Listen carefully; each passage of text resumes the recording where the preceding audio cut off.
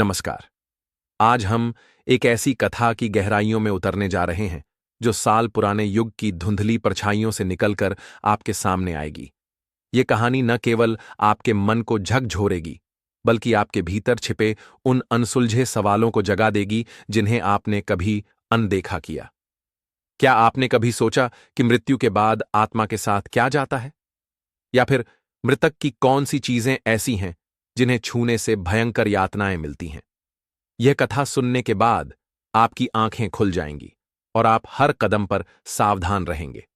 तो तैयार हो जाइए, क्योंकि यह कथा अधूरी नहीं छोड़ दी जा सकती। यह आपके हृदय और आत्मा को बांध लेगी। चलिए, इस प्राचीन रहस्य के द्वार खोलते हैं।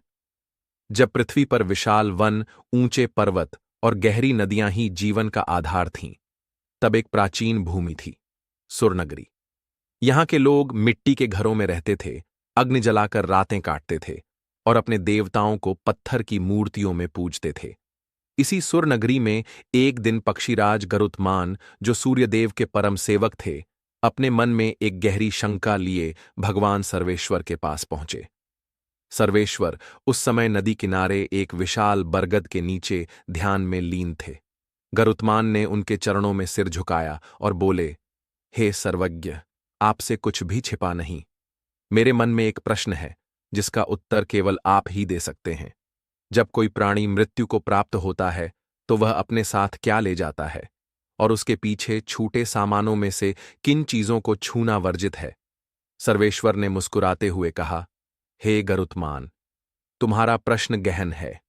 इस संसार में जन्म और मृत्यु एक अनंत चक्र है। मैं तुम्हें एक कथा सुनाता हूं जो तुम्हारे सारे संदेह दूर कर देगी। इसे ध्यान से सुनो और इसे फैलाओ, ताकि हर प्राणी अपने कर्मों का फल समझ सके। सुरनगरी से दूर एक भयानक जंगल था, काला वन। यह वन इतना घना था कि सूरज की किरणें भी इसके पत्तों को भेद नहीं पाती थीं। यहां विशाल पीपल और वट वृक्षों की जड़ें जमीन से बाहर निकली रहती थीं, मानो धरती को झकझोरे हुए हों। हवा में काले कौवों की कर्कश आवाजें गूंजती थीं और जंगली भेड़िए रात को चीखते हुए घूमते थे। ये वन ऐसा था जहां हर कदम पर मृत्यु का साया मंडराता था। इसी वन में एक तपस्वी रहता था, सुमित्र। वह एक गरीब ब्राह्मण था जिसने वेदों का गहरा अध्ययन किया था। वह कभी धन के पीछे नहीं भागा और भिक्षा मांगकर जीवन चलाता था। एक दिन वह ईश्वर की भक्ति के लिए काला वन में तप करने का संकल्प लेता है। जब सुमित्र वन में प्रवेश करता है तो वह एक प्राचीन वट वृक्ष के नीचे पहुंचता है। वहां उसे 5 भयानक प्रेत दिखाई देते हैं। उनके शरीर मांस और खून से सने थे, आंखें लाल थीं और हड्डियां बाहर झांक रही थीं। वे हर उस प्राणी को खा जाते थे जो उनके मार्ग में आता। पहला प्रेत बोला, देखो भाइयों, ताजा भोजन आ गया, इसका मांस कितना स्वादिष्ट होगा। दूसरा हंसा, हाँ हाँ, आज मैं इसे खाऊंगा। लेकिन सुमित्र डरा नहीं। उसने प्रेतों को प्रणाम किया और शांत स्वर में कहा, हे प्रेत बंधुओं, आपको मेरा नमस्कार। ये देख प्रेत हैरान हो गए। उनके मन का पाप धुलने लगा और वे बोले, हे तपस्वी, तुम कौन हो?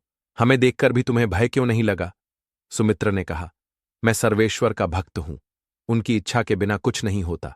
यदि मेरी मृत्यु तुम्हारे हाथों लिखी है तो यह मेरा सौभाग्य है। प्रेतों के मन में श्रद्धा जगी।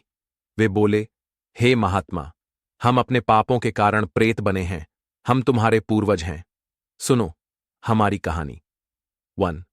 उच्च जूठन खाने वाला। पहला प्रेत बोला, मैं तुम्हारा 5 पीढ़ी पहले का दादा था, विमल। मैं विद्वान था, लेकिन मुझे दूसरों का झूठा भोजन खाने की लत लग गई। एक दिन यज्ञ का झूठा भोजन खाने से मेरा शरीर विषाक्त हो गया और मैं मर गया।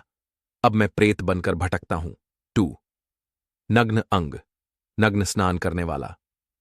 दूसरा बोला, मैं 6ठी पीढ़ी का पूर्वज था, चंद्रसेन। मुझे नग्न होकर नदी में स्नान करने की आदत थी। जलदेव ने मुझे श्राप दिया और मैं डूबकर मर गया। अब मेरा शरीर हमेशा नग्न है। 3. शव वस्त्र, मृतकों के कपड़े चुराने वाला। तीसरा बोला, मैं अष्टम था। मैं स्मशान से मृतकों के कपड़े चुराता था। एक रात एक प्रेत ने मुझे मार डाला। अब मैं शवों के फटे कपड़े पहनता हूं। 4. अशौच, अपवित्र रहने वाला। चौथा बोला, मैं धर्मसेन था। मैंने कभी शुद्धता का ध्यान नहीं रखा, गंदे कपड़े पहने गंदे स्थानों पर रहा, एक गंदे तालाब में डूबकर मर गया। अब मैं अपवित्रता में डूबा हूं। पांचवां बोला, मैं सोम था। मैंने मांस और हिंसा को अपनाया। एक गाय का मांस खाने से मेरी मृत्यु हुई। अब मैं रक्त का लोभी हूं।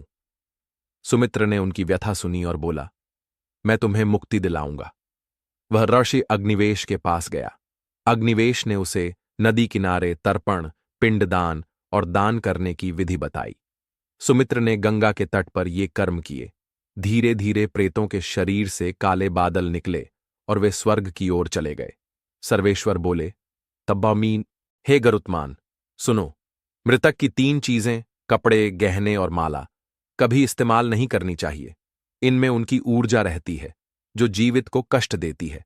इन्हें दान करो या नदी में बहाओ। सर्वेश्वर ने आगे कहा, मृत्यु के बाद आत्मा 5 चीजें ले जाती है। ओआई, कामना, इच्छाएं जो उसे नए जन्म की ओर खींचती हैं। 2, वासना, भोग की लालसा जो चक्र में बांधती है। 3, कर्म, अच्छे बुरे कार्यों का फल। 4, कर्जमाबा जो अगले जन्म तक पीछा करता है। 5, संस्कार, पिछले जन्म की छाप जो स्वभाव बनाती है। इसलिए हे गरुत्मान, मनुष्य को मोह त्याग कर पुण्य कमाना चाहिए। तो दोस्तों, यह थी 8000 साल पुरानी कथा। इसे सुनकर अपने कर्मों पर विचार करो। क्या आप तैयार हैं अपने जीवन को बदलने के लिए? इस कथा को हर किसी तक पहुंचाओ, क्योंकि ज्ञान ही मुक्ति का मार्ग है। नमस्कार।